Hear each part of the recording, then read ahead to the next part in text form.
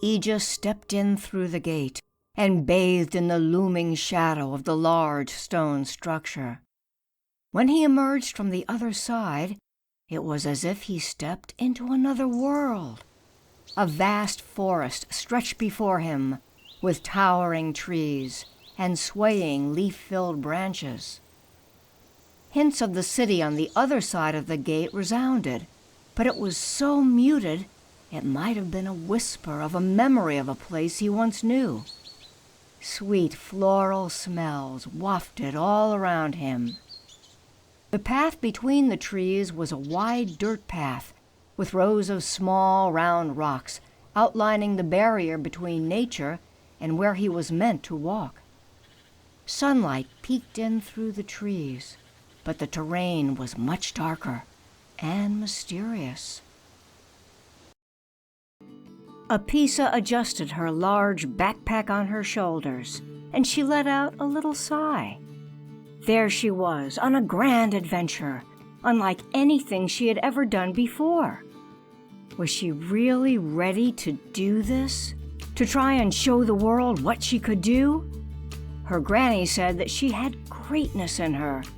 Apisa really wanted to believe it, too. Daydreaming about coming to the city of Jadai had been a long-time fantasy.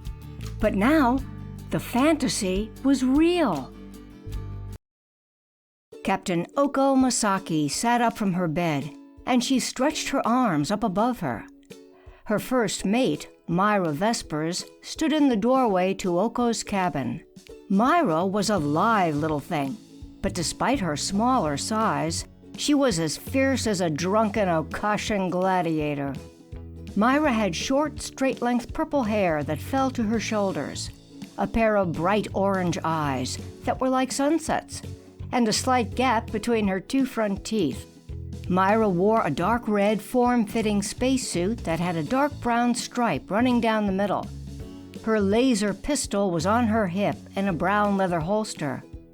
Myra also wore the helmet collar piece that could fabricate an energy space helmet in case of emergencies. The sweet relief of slumber fell away, and Troy opened his eyes. His body groaned a little, as the little bed he slept in was quite unpleasant. It was only marginally softer than the floor. Slowly he sat up and rolled his shoulders in slight protest.